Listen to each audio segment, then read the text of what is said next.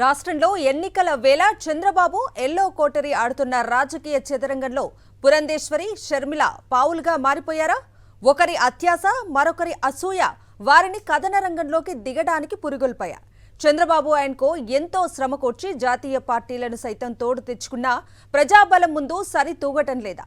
ఆఖరికి మహిళలను అడ్డం పెట్టుకుని రాజకీయం చేస్తున్న చంద్రబాబు ఎల్లో మీడియా ఆశలు నెరవేరటం లేదా? ప్రజా యుద్ధ క్షేత్రంలో బలగాలన్నింటినీ సమీకరించిన వైఎస్ జగన్ను ఢీకొట్టడంలో చంద్రబాబు ఆయనకు పాచికలు పనిచేయకపోవడంపై సాక్షి ఎడిటర్ కామెంట్ ఇప్పుడు చూద్దాం. పురంధేశ్వరి ప్రస్తుతం భారతీయ జనతా పార్టీ ఏపీ శాఖకు అధ్యక్షురాలు. ఎన్టీ రామారావు కూతురు అనే అర్హత ఆమెకు రాజకీయ ఆశ్రయాన్ని కల్పించింది. తాజా హోదాకు కూడా కారణమైంది. ఎన్టీఆర్ కు వెన్నుపోటు పొడవడంలో చంద్రబాబు, రామోజీల తర్వాత ఈమె పాత్రే ముఖ్యమైందని లక్ష్మీ పార్వతి ఇప్పటికీ చెబుతూనే ఉన్నారు. తండ్రి షాజహాన్ కు, పెద్దన్న దారా షికోకు వెన్నుపోటు పొడిచిన ఔరంగజేబుతో చంద్రబాబును ఎన్టీఆర్ పోల్చారు. చంద్రబాబు ఔరంగజేబు అయితే లక్ష్మీ పార్వతి లెక్క ప్రకారం పురంధేశ్వరిది రోషనార పాత్ర అవుతుంది. అంతఃపుర కలహాల్లో చిన్నక్క రోషనార చేసిన సాయానికి గుర్తుగా తాను రాజైన పిదప ఔరంగజేబు ఆమెను అందలాలకెక్కించి కృతజ్ఞతలు ప్రకటించుకున్నాడు. ఎన్టీఆర్ కుటుంబం చిన్నమ్మగా పిలుచుకునే పురంధేశ్వరి పట్ల చంద్రబాబు అటువంటి కృతజ్ఞత ప్రకటించుకోలేదని ఆమె క్యాంపు కినుకతో ఉండేది. చంద్రబాబు మోసంపై పురంధేశ్వరి భర్త ఓ పుస్తకం కూడా రాశాడు. షర్మిల మహానేత వైఎస్ రాజశేఖర రెడ్డి కుమార్తె, ఏపీ ముఖ్యమంత్రి వైఎస్ జగన్ సోదరి. 3 ఏళ్ల కింద తండ్రి పేరుతో తెలంగాణలో ఓ పార్టీ పెట్టారు.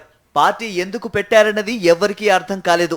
ఏపీలో అన్న ముఖ్యమంత్రి అయ్యారు గనక తెలంగాణలో తానెందుకు కాకూడదన్న ఆరాటం తప్ప మరో హేతుబద్ధమైన కారణం కనిపించలేదు. కనుకనే ఆ ప్రాంతంలో వైఎస్ అభిమానులు లక్షల సంఖ్యలో ఉన్న పార్టీలో చేరడానికి ఎవ్వరూ ముందుకు రాలేదు. తెలంగాణ రాష్ట్రంలో పార్టీ పెట్టడంలోని ఔచిత్యాన్ని వారు ప్రశ్నించారు. అటువంటి వారికి షర్మిల ఘాటుగానే సమాధానం చెప్పారు. తెలంగాణ తాను మెట్టినిల్లని, తనకిక్కడ సర్వ హక్కులున్నాయని డంకా బజాయించారు. అయితే తాను మెట్టిన వారి ఇంటి పేరు మొరుసుపల్లిని మాత్రం ఆమె స్వీకరించలేదు. స్వీకరించాలనే రూల్ కూడా ఏమీ లేదు. తాను ఏ ఇంటి పేరు స్వీకరించాలో నిర్ణయించుకునే అధికారం ప్రతి మహిళకు ఉంటుంది. కాకపోతే మెట్టినింటి ఆధారాలతో పొలిటికల్ క్లెయిమ్ పెట్టినప్పుడు ఇటువంటి ప్రశ్నలు సహజంగానే తలెత్తాయి. టీడీపీ అధినేత చంద్రబాబు నాయుడికి వయోభారం మీద పడింది. ఈసారి గెలిస్తేనే పార్టీ బతుకుతుంది, కొడుకు రాజకీయ భవిష్యత్తు నిలబడుతుంది. కానీ క్షేత్రనాడి బలహీనంగా కొట్టుకుంటున్నది. ఆయన దగ్గర ఎన్నికల ఎజెండా లేదు. ఎజెండాను ముఖ్యమంత్రి వైఎస్ జగన్ నిర్ణయించేశారు. తన పరిపాలన వల్ల మీ ఇళ్లలో మంచి జరిగితేనే ఓటేయండి, మీ ఊరికి మంచి జరిగిందనుకుంటేనే తనకు స్టార్ క్యాంపెయినర్లుగా నిలబడాలని జగన్మోహన్ రెడ్డి పిలుపునిచ్చారు. చరిత్రలో ఇంత సూటిగా, ఇంత నిక్కచ్చిగా చెప్పగలిగిన నేత వైఎస్ జగన్ మాత్రమే. 5 ఏళ్ల పారదర్శక పాలన ఇచ్చిన ఆత్మవిశ్వాసం అది. ఈ ఛాలెంజ్ ను చంద్రబాబు స్వీకరించలేకపోతున్నారు. తాను పాలించిన 5 ఏళ్లలో మంచి జరిగితేనే ఓటయ్యేండనే ధైర్యం చంద్రబాబుకు లేదు. ఛాలెంజ్ స్వీకరించకపోతే తాను చేసిన మంచి ఇసుమంతైనా లేదని అంగీకరించినట్టే. అందుకే ఆయన మల్ల గుల్లాలు పడుతున్నారు. ఎజెండాల మీద చర్చలు జరగవద్దు, పొత్తులతో నెట్టుకొని రావాలి, దుష్ప్రచారంతో పబ్బం గడుపుకోవాలి. ఎల్లో ముఠా ముందు ఉన్న ఆప్షన్లు ఇవే. పురంధేశ్వరికి తన తండ్రి అధికారంలో ఉన్నప్పుడు అధికారాన్ని నుంచుకోవడం కుదరలేదు. లక్ష్మీ పార్వతిని అడ్డు తొలగిస్తే కుదురుతుందని చంద్రబాబు, రామోజీ నమ్మబలికారు. ఎన్టీ రామారావును గద్దె దిప్పకుండా లక్ష్మీ పార్వతి అడ్డును తొలగించలేమని తీర్మానించారు. సోదర సోదరీమణులందరిలో తెలివైనదిగా పేరున్న పురంధేశ్వరికి కూడా ఈ తీర్మానంలో నిజాయితీ కనిపించింది. ఆపరేషన్ వైస్రాయ్కు తోబుట్టువులను సిద్ధం చేసింది ఆమెననే ప్రచారం ఉంది. వ్రతం చెడింది కానీ ఫలం దక్కలేదు. ఈసారి తాను మారిన మనిషినని బంధువర్గ సర్వసభ్య సమావేశంలో చంద్రబాబు ప్రకటించారట. పులి ముసలిదైపోయింది, శాఖహారిగా మారిపోయింది, బంగారు కడియాన్ని కూడా నమ్మలేకపోతోంది. మనం కలిసి ఉంటే పిల్లలు సంయుక్తంగా నములుకుంటారని ప్రతిపాదించారట. తాము మిస్ అయిన బస్సు తమ వారసుడికి దొరికితే దగ్గుబాటి కుటుంబానికి ఇంకేం కావాలి? చంద్రబాబు ఎటువంటి హామీ ఇచ్చారో తెలియదు గానీ డీల్ కుదిరింది. పురంధేశ్వరికి బీజేపీ రాష్ట్ర అధ్యక్ష పదవి దక్కడానికి చంద్రబాబు, రామోజీలు కలిసి ఆర్ఎస్ఎస్ లో కదపాల్సిన పావులన్నీ కదిపి చివరికి కృతకృత్యులయ్యారని సమాచారం. ఎన్నికలు పూర్తయ్యేలోగా ఆమె నిర్వహించవలసిన పాత్రకు సంబంధించి స్క్రిప్ట్ పుస్తకాన్ని ఆమె చేతిలో పెట్టారు. షర్మిలకు తాను పాదయాత్ర చేస్తే ఓట్లు జలజల రాలుతాయనే మూఢనమ్మకం ఏదో ఉండేదట. ఆ నమ్మకాన్ని ఎల్లో మీడియా పెద్దలు మరింత ఎగదోశారు. తెలంగాణలో ఆ నమ్మకం వమ్మైంది. వైఎస్ జగన్లలో ఉన్న మాట తప్పని, మడమ తిప్పని లక్షణం షర్మిలలో ఏ కోసానా కనిపించలేదు. తెలంగాణలోనే ఆమె పలుమార్లు నాలుక మడతేశారు. దీంతో ఉన్న కొద్దిపాటి అనుచరుల్లోనూ భ్రమలు పటాపంచలైపోయాయి. సావైనా బతుకైనా తెలంగాణతోనే అంటూ ఆమె చేసిన ప్రకటన హాస్యాస్పదంగా మిగిలిపోయింది. ఏ పార్టీతో పొత్తు పెట్టుకోను 119 సీట్లలో ఒంటరిగా పోటీ చేస్తానని పలుమార్లు చెప్పారు. ప్రభుత్వ వ్యతిరేక ఓటు చీల్చకుండా చూడటం తమ పని కాదని చెప్పారు. అదే నోటితో వ్యతిరేక ఓటును చీల్చడం ఇష్టం లేదు, అందుకే కాంగ్రెస్ తో పొత్తు కోసం ఎదురు చూస్తున్నామని చెప్పారు. కాంగ్రెస్ పై తీవ్ర విమర్శలు చేశారు. ఏడాది తిరగకుండానే కాంగ్రెస్ పిలుపు కోసం తహతహలాడారు. రేవంత్ రెడ్డిని తిట్టలేదు. ఆయన సీఎం కావడమే తరువాయి. ఆమె స్వరంలో చిత్రమైన మార్పులు చోటు చేసుకున్నాయి. ఆమె నిలకడలేని తనంపై అప్పటికే అవగాహన ఉన్నందువల్ల ఆమె స్వర విన్యాసాలను ఎవ్వరూ పట్టించుకోలేదు. ఈ దశలో ఎల్లో పెద్దలు మళ్లీ రంగంలోకి దిగారు. చంద్రబాబుకు 2 అవసరాలున్నాయి కదా. బీజేపీతో పొత్తు, తద్వారా కలిగే ప్రయోజనాలు పొందడం మొదటిది. ఇందుకోసం పురంధేశ్వరి డీల్. రెండవది జగన్ ప్రభుత్వంపై దుష్ప్రచారం. ఇందుకోసం కొత్త గొంతుకతో ఎల్లో పలుకులు పలకాలి. ఆ గొంతుక జగన్ ఇంటి నుంచే వస్తే ఇంకేం కావాలి? చకచకా ఏర్పాట్లు జరిగాయి. ఏపీ కాంగ్రెస్ పార్టీ అధ్యక్ష పదవి షర్మిలను వరించేట్టుగా శకుని పాచికలు విసిరాడు. తల బీజేపీలో, మొండం టీడీపీలో ఉండే సీఎం రమేష్ కు చెందిన ప్రైవేటు విమానాలు అటూ ఇటూ పరుగులు తీశాయి. కొసమెరుపు ఏమిటి అనంటే, మొన్న కాంగ్రెస్ అభ్యర్థుల జాబితాను విడుదల చేయడానికి కూడా సదరు బీజేపీ నాయకుడి విమానంలోనే షర్మిల కడపకు వెళ్లారు. తన ఉపన్యాసాల్లో మాటి మాటికి రాజశేఖర్ రెడ్డి బిడ్డనని చెప్పుకునే షర్మిల ఆయన మరణానంతరం అవినీతి కేసులో ఆయన పేరు చేర్చిన కాంగ్రెస్ లో చేరడంపై ఇప్పటికీ సంతృప్తికరమైన సమాధానం ఇవ్వలేకపోయారు. అలా చేర్చినట్టు సోనియాకు, రాహుల్ కు తెలియదట. ఈ విషయం తనకు ప్రత్యేకంగా చెప్పారని షర్మిల అంటున్నారు. క్విడ్ ప్రోకో కేసుల్లో విధాన నిర్ణయాలపై ప్రభుత్వాధినేత పేరు లేకుండా బయటి వ్యక్తిపై కేసు ఎట్లా పెడతారు? సోనియాకు, రాహుల్ కు తెలియదనడం చెవుల్లో పూలు పెట్టడం కాదా?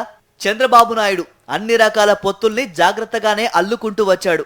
ఇంటి ముందు ఎన్డీఏ బోర్డు పెట్టుకున్నాడు. దొడ్లో ఇండియా కూటమిని కట్టేసుకున్నాడు. ఒక్క వైఎస్ఆర్సీపీ తప్ప ఎవ్వరూ వ్యతిరేకం కాదు. అయినా గ్రాఫ్ వేగంగా పడిపోతోంది. గుండె లయ తప్పుతోంది. మాటలు తడబడుతున్నాయి. దుష్ప్రచారాన్ని ఇప్పటికే 6 రాగంతో హై పిచ్ కు తీసుకెళ్లారు. అయినా ఏదో వెలితి. 2 జాతీయ పార్టీల రాష్ట్ర శాఖల అధ్యక్షురాలతో సమన్వయం కుదిరినా కూటమిలో కలలేదు, కలవరం తప్ప.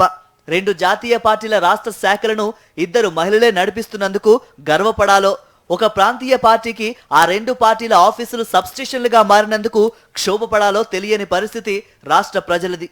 రాష్ట్ర బీజేపీ అధ్యక్షురాలిగా నియమితురాలైనప్పటి నుంచి టీడీపీ ప్రయోజనాలకే పురంధేశ్వరి పెద్దపీట వేస్తున్నారని బీజేపీ కాషాయ టీం వాపోతోంది.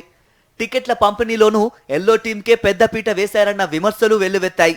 బీజేపీ పోటీ చేస్తున్నదే 10 అసెంబ్లీ సీట్లకు. కానీ 22 మంది ఉన్నతాధికారులను తొలగించాలని, వారి స్థానంలో ఫలానా వారిని నియమించాలని బీజేపీ అధ్యక్షురాలి హోదాలో ఆమె ఎన్నికల సంఘానికి రాసిన లేఖ వివాదాస్పదంగా మారింది. చంద్రబాబు, రామోజీల డ్రాఫ్ట్ కింద ఆమె సంతకం చేస్తున్నారన్న విమర్శలు వినిపిస్తున్నాయి. ఇక షర్మిల కూడా ఎల్లో కూటమి ప్రయోజనాలకు అనుగుణంగానే ప్రచారాన్ని ప్రారంభించారు.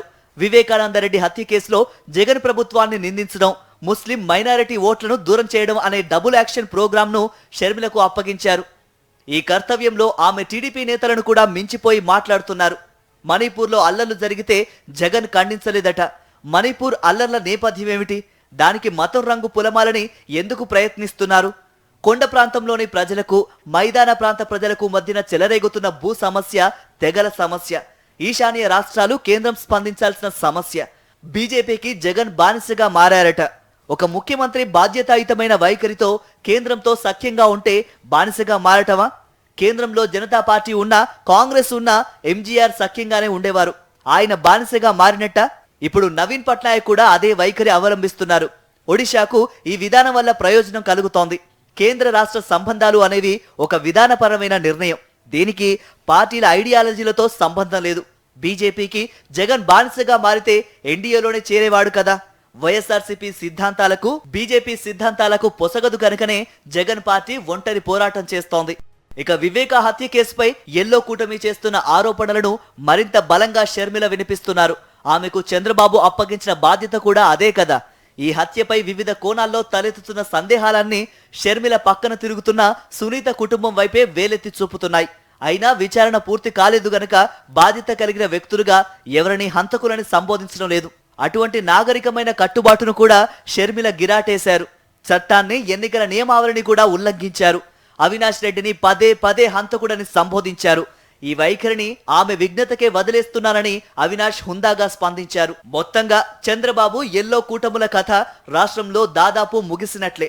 ఎన్ని కుప్పిగంతులు వేసినా ఈ 2 నెలలే.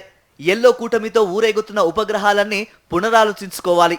కూటమి క్షుద్ర విద్యల కారణంగా, కుయుక్తుల కారణంగా జనంలో వారి పట్ల ఏవగింపు కలుగుతోంది. క్షేత్ర సమాచారం ప్రకారం వైఎస్ఆర్సీపీ ఓటింగ్ బలం 55% చేరుకుంది. కూటమి ఉమ్మడి మద్దతు 41%. ఈ తేడా మరింత పెరగనున్నది. రాబోయే ఘోర పరాజయం తర్వాత ఎల్లో కూటమి బతికి బట్టగట్టడం జరిగితే అదొక ప్రపంచ వింతే అనడంలో అతిశయోక్తి లేదు.